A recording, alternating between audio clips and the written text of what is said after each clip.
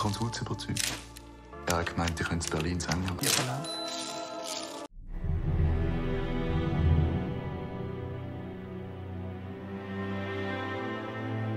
Satu informasi yang orang ini bocorkan cukup untuk menghancurkan kepercayaan seluruh negara. Dari mimpi di atas panggung, malah berujung di tiang eksekusi.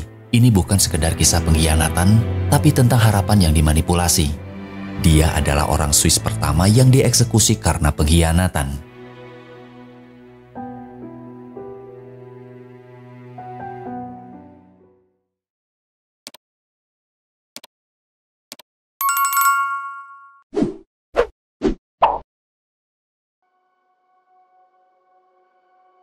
Namanya Ernst Kramli, seorang pemuda miskin yang tinggal di Swiss. Tumbuh di lingkungan keras dan besar di panti asuhan setelah dibuang oleh ayahnya. Sejak kecil Anne bermimpi menjadi penyanyi terkenal, ingin membuktikan diri dan membuat ayahnya bangga. Namun hidup tak memberinya jalan mudah. Ia dianggap aneh, ceroboh dan sulit diatur. Suatu hari setelah mencuri sepeda, Anne memanjat pohon tetangga, memakan burung mentah-mentah dari jebakan, dan menyimpan satu lagi di sakunya. Ketahuan mencuri, ia dikejar-kejar anjing lalu lompat dari jembatan sambil tersenyum manis. Di dalam kota saat minta rokok tapi diabaikan, pandangannya tertuju pada jas mahal di etalase. Dalam hati ia membayangkan, andai saja jas itu bisa jadi miliknya. Anne yang saat itu kabur dari wajib militer, akhirnya tertangkap petugas. Kemudian dibawa ke hadapan Kapten Keller. Saat digeledah, dari sakunya petugas menemukan seekor anak burung. Anne berani ngomong ke Kapten Keller, awas saja kalau sampai burungku mati. Dianggap kurang ajar, Keller pun menggampar pipinya. Kemudian Sersan Greb datang. Dia adalah ayah angkat Anne sejak Anne dibuang ke panti asuhan. Menurut Keller, Greb terlalu lembek menangani Anne. Lihat tuh Jerman, ada prajurit kabur pasti di penjara, makanya banyak yang disiplin. Greb tersinggung dengan ucapan itu. Ia lalu berjanji akan menyuruh Anne bekerja di pabrik. Setiap kali cuti tugas, Anne tetap gak mau balik lagi ke barak. Soalnya di sana dia cuma disuruh bersihin kotoran kuda. Sadar punya bakat nyanyi, makanya daripada bersihin kandang kuda, dia lebih tertarik gabung ke grup band tentara. Minta pembuktian, Keller pun menyuruh Anne bernyanyi. Begitu mulai bernyanyi, ternyata suara Anne benar-benar bagus. Tapi bukannya terkesan, Keller malah gak terima. Dia meremas anak burung itu, membuat Anne hanya bisa bengong.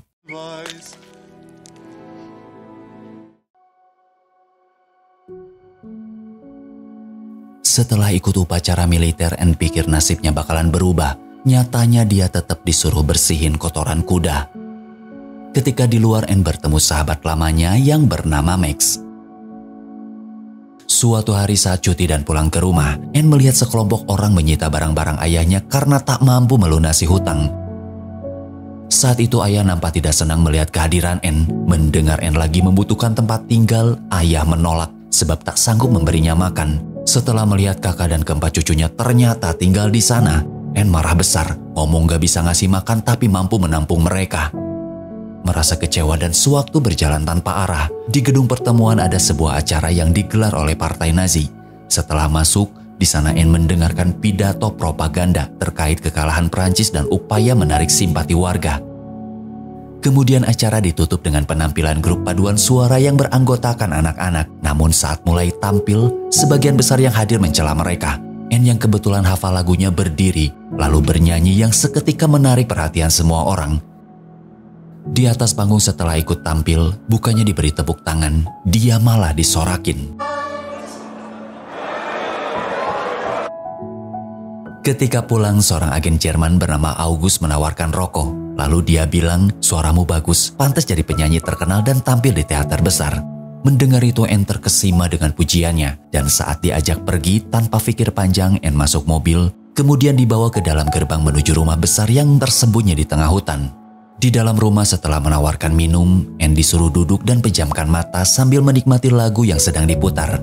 Terlihat menikmati, August pun memberitahu bahwa penyanyi itu adalah Erwin Lores, musisi hebat asal Berlin. Saat dia konser, tepuk tangan penonton menggema selama berjam-jam. Semua terhipnotis oleh penampilannya.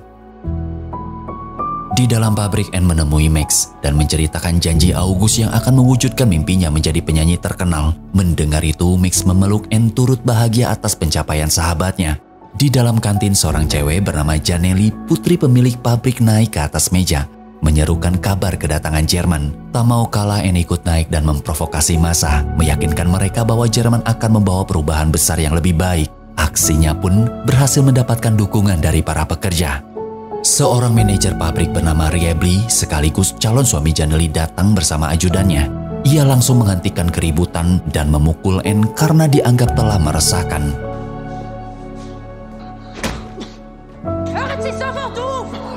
Di luar, Anne duduk termenung dengan wajah babak belur.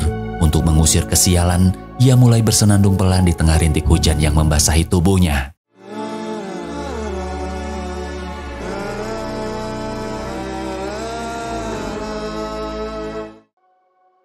Diam-diam Anne datang lagi ke rumah August.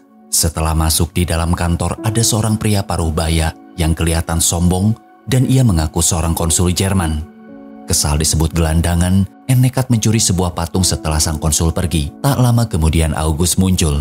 Ketika Anne dibawa ke ruangannya menyadari patung itu dicuri, August minta balikin patung itu, kalau ketahuan dia bisa dipecat. Anne terkejut saat tahu rumah itu bukan milik dia. Lebih kaget lagi saat August mengaku di sana hanya bekerja sebagai pembantu konsul, mengurus rumah, taman, dan pekerjaan lainnya. Merasa kecewa dan dibohongi, Anne berkeluh kesah. Sejak kecil hidupnya tak pernah bahagia, tapi saat August datang dan berkata hal-hal baik, ia merasa punya harapan. Ia membayangkan suatu hari muncul di hadapan ayahnya mengenakan topi dan mantel bagus sambil menggandeng seorang perempuan. Pasti ayah akan bangga. August kembali meyakinkan, menunjukkan foto dia bersama Erwin sebagai bukti bahwa semua ucapannya nyata. Anne akan menjadi penyanyi terkenal, tapi tanpa visa ia tak dapat masuk Jerman. Dan hanya konsul yang bisa mengeluarkannya. Ada satu cara untuk membujuk konsul, yakni dengan sebuah informasi penting. Kemudian August membawa peta dan meminta Anne menunjukkan jalur yang pernah ia lalui saat bertugas di militer. Melihat Anne terkejut setelah disodorkan sejumlah uang, tanpa banyak pikir Anne pun membocorkan rahasia itu. Dengan uang yang ia dapatkan, Anne membeli topi dan mantel mahal, lalu mengajak Max ke sebuah bar. Kebetulan Grave ada di sana dan terkejut, bertanya-tanya dari mana dia mendapatkan barang-barang itu.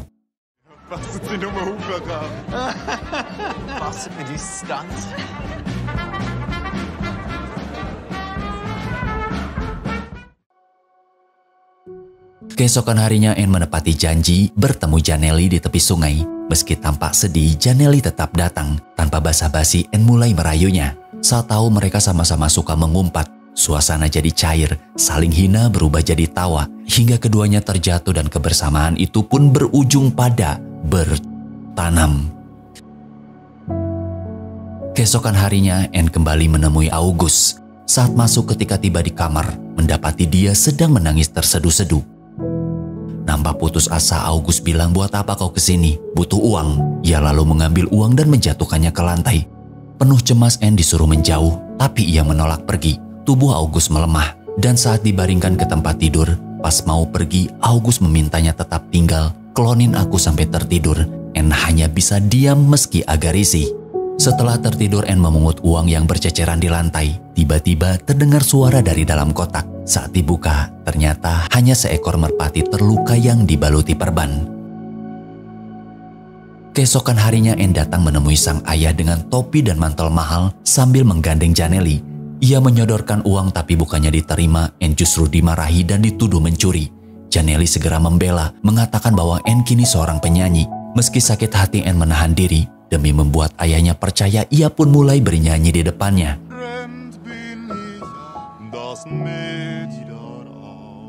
Usai bernyanyi, sang ayah malah membentak, "Keluar kau, bawa semua uang harammu." Di sana Anne masih berusaha sabar, tapi saat mendengar, "Jangan panggil aku ayahmu," tanpa sepatah kata pun Anne menyumpal mulut ayahnya dengan uang itu, lalu pergi. Di tengah hutan, Janelli merasa tak dihargai. Ia mulai berpikir bahwa Anne hanya memanfaatkannya. Sebagai bukti cinta, Anne pun melakukan tanam di hutan itu tanpa disadari perbuatan mereka disaksikan seseorang. Saat menemui August, mereka sempat membahas burung merpati yang sedang dirawat. Di tengah percakapan, Anne mulai merasakan sesuatu yang janggal saat tangannya dielus-elus mesra. Kemudian August meminta Anne untuk melepaskan burung itu, membiarkannya terbang bebas ke langit. Merasa putus asa dan mulai cemas, ia mendesak August soal kejelasan visa keberangkatannya ke Jerman. Namun informasi yang diberikan Anne belum sepadan. Konsul masih membutuhkan satu hal lagi, yakni lokasi bunker rahasia yang sedang dibangun di pegunungan. Mendengar itu, Anne langsung menemui Max di pabrik sambil membawa peta dan memintanya ditunjukkan lokasi pintu bunker. Awalnya Max ragu, tapi setelah Anne berjanji akan membawanya ke Jerman, ia akhirnya setuju. Bahkan saking senangnya Max memberikan negatif film berisi foto bunker yang pernah diam-diam ia ambil. Begitu keluar dari pabrik, Anne langsung ditangkap oleh petugas. Ternyata semua ini adalah ulah Ray Blee, tunangannya Janelli. Sesampainya di kantor polisi, Greg memberitahu bahwa Anne ditangkap atas tuduhan mencabuli gadis di bawah umur. Mendengar itu, Anne terkejut, terlebih saat melihat Janelli berada di sana sedang menjalani pemeriksaan medis. Setelah Janelli dipulangkan, Greg mulai berpikir setiap kali Anne tersandung masalah, dialah yang selalu meloloskannya dari hukum, dan itu justru membuat Anne tak pernah jera. Merasa lelah, Greg menyerahkan dokumen hak wali kepada Anne sambil bilang, "Pantas ayahmu mengirimmu ke panti asuhan, kau memang tidak bisa diatur." Dengan amarah yang memuncak, Greg pun mengusirnya. Anne mulai panik dan langsung memeluk August, merengek ingin segera diberangkatkan ke Jerman. Namun tiba-tiba aja August menuduh Anne telah menipunya. Peta yang kau tandai semuanya meleset.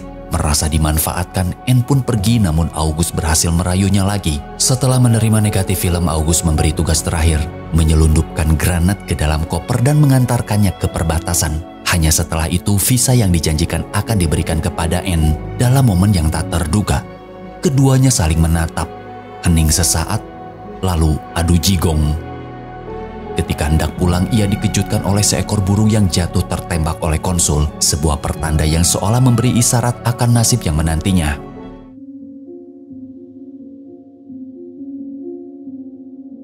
Di dalam gudang amunisi milik markas besar Swiss, Anne yang kembali bertugas mulai melancarkan aksinya. Diam-diam ia membuka kunci jendela, mempersiapkan jalur untuk menyelundupkan granat. Saat itu Max sempat mencurigai gelagatnya. Tak lama kemudian Janelli datang setelah berhasil menyuap Kapten Keller. Dengan wajah bahagia, ia menggenggam tangan Anne dan meletakkan di perutnya.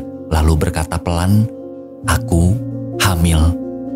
Alih-alih bahagia, Anne justru menolak. Meski Janelli menawarkan akan mengambil uang ayahnya dan hidup bersama di desa, Anne tetap menolak. Janelli kecewa, marah lalu pergi. Di malam hari Anne mulai bergerak, berlari ke belakang gudang untuk mengambil koper yang sebelumnya disembunyikan, lalu menyelinap ke jendela dan memasukkan 3 granat ke dalam koper.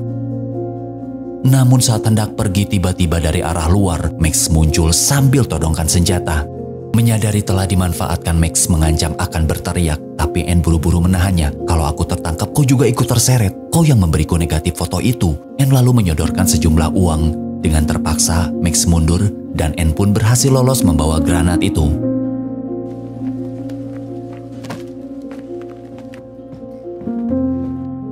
Sampai di kediaman August, pintu kamarnya terkunci. Anne berlari masuk ke ruangan konsul, tapi setelah di sana dia langsung diusir. Tak terima, Anne mengambil garpu dan mengancamnya. Terpaksa sang konsul memberikan alamat kediaman August. Kehadiran Anne yang tiba-tiba mengejutkan August. Disitulah akhirnya Anne tahu bahwa dia ternyata sudah berkeluarga dan nama aslinya bukan August melainkan Gustav. Setelah dipersilakan masuk dan ikut makan bersama, Elsa banyak bercerita tentang suaminya. Anne mulai curiga, lalu dengan emosi yang memuncak, nyaris membuka rahasia hubungan mereka, August marah sambil menggebrak meja. Di tengah ketegangan itu, Anne menggenggam erat gelasnya yang seketika pecah hingga melukai tangannya. Di belakang waktu membasuh luka, August datang berusaha meyakinkan Anne bahwa dia tidak menipunya. Percakapan itu sempat dicurigai Elsa, namun setelah Elsa pergi, hal tak terduga pun terjadi, bro. Mereka malah bermain dalam tanda kutip.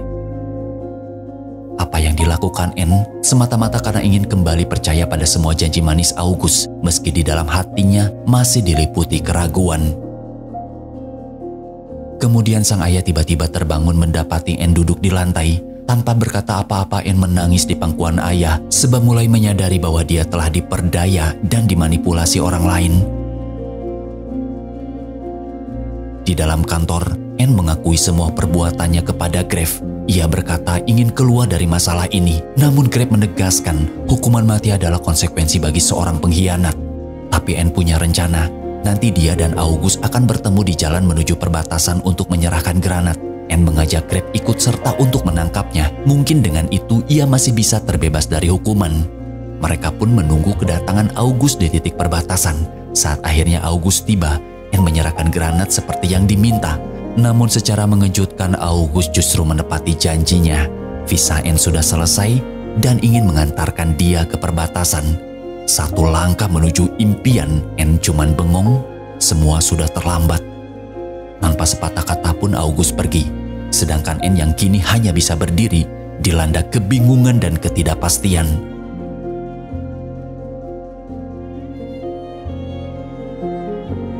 Grave yang tak kunjung melakukan penangkapan membuat Anne gelisah. Tak lama ia diminta masuk ke dalam mobil dengan alasan dibutuhkan sebagai saksi untuk memproses kasusnya. Wie kommt du zu der Typ? Er hat gemeint, ihr könnt Berlin sein, aber... Setelah hampir selesai mencatat seluruh kronologi, Kapten memanggil Grab keluar ruangan. Anne mulai gelisah. Saat Grab kembali masuk, karena dirasa sudah selesai, Anne izin pulang. Namun Grab hanya menggelengkan kepala. Kamu resmi di penjara.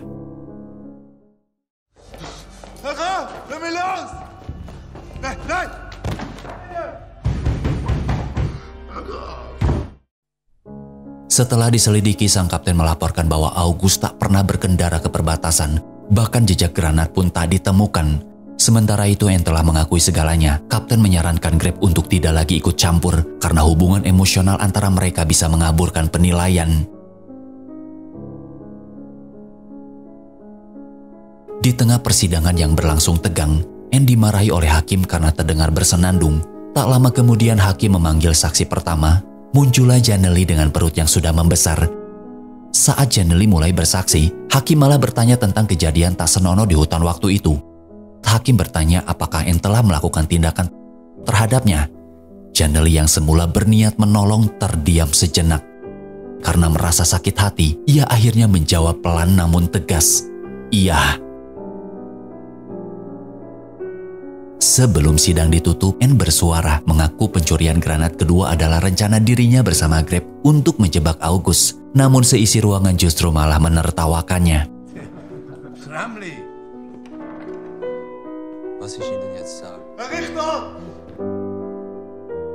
Dalam sebuah pertemuan tertutup, Grave dilanda rasa bersalah. Ia duduk termenung memikirkan satu hal, bagaimana caranya agar Anne bisa terhindar dari hukuman mati. Grave berusaha berbicara empat mata dengan hakim. Dia bilang Anne itu hanya remaja ceroboh yang naif. Swiss telah lama memasok senjata ke Jerman, jadi granat yang dicuri Anne bukanlah rahasia besar. Hakim bertanya, lalu apakah siap menanggung akibatnya jika dianggap kolaborator dan pengkhianat? Grave pun akhirnya terdiam. Sidang kedua digelar. Hakim langsung membacakan keputusan atas tuduhan berat, pengkhianatan tingkat tinggi, spionase, serta degradasi yang disengaja terhadap pertahanan Swiss. Di tengah pembacaan vonis, Grave tiba-tiba masuk dan berdiri di samping Anne. Ketika hakim memutuskan, sesuai hukum pidana militer, Anne Scrambley akan dijatuhi hukuman mati oleh regu tembak. Ketika hakim memberikan kesempatan bagi siapa saja yang ingin mengajukan keberatan, tangan Grave tampak bergetar. Sementara itu tubuh Anne seketika roboh di ruangan sidang.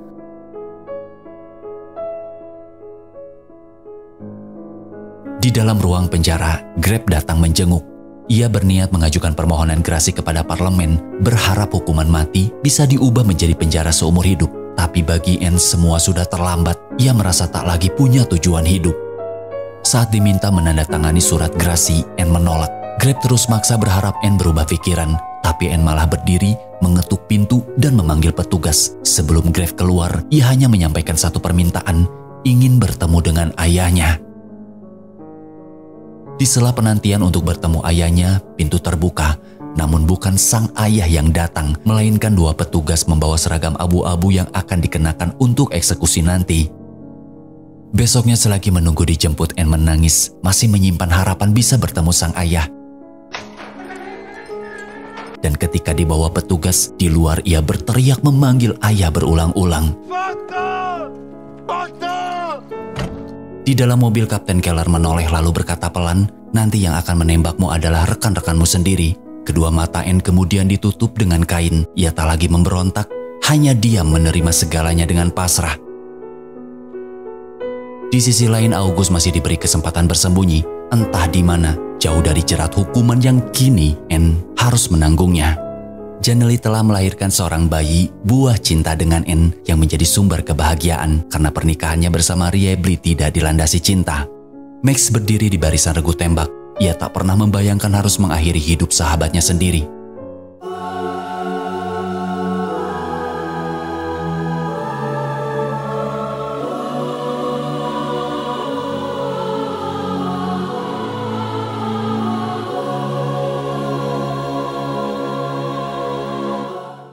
Saat moncong senjata diarahkan tepat ke depan Anne, waktu seakan berhenti. Dalam hening yang mencekam, eksekusi pun dimulai.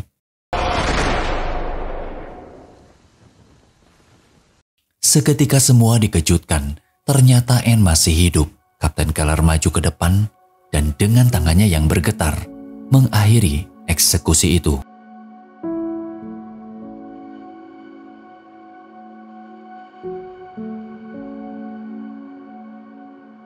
Pada tanggal 11 November 1942, Ernst Kramly menjadi warga Swiss pertama yang dieksekusi mati karena tuduhan pengkhianatan. Itu adalah satu-satunya eksekusi dengan tembakan yang dilakukan oleh tentara Swiss selama Perang Dunia Kedua. Ironisnya, sepanjang perang, Swiss tetap memasok senjata ke Jerman hingga konflik berakhir. Film ini bukan sekedar kisah pengkhianatan. Ini adalah tragedi tentang seorang pemuda yang terlalu percaya, terlalu berharap, dan akhirnya dihancurkan oleh janji-janji palsu. Ia tidak pernah benar-benar tahu siapa lawan, siapa kawan. Yang ia tahu, ia ingin dihargai, tapi dunia justru menjatuhkannya. Pada akhirnya Ernst Kramly bukan hanya korban perang, tapi korban dari mimpi yang disalahgunakan.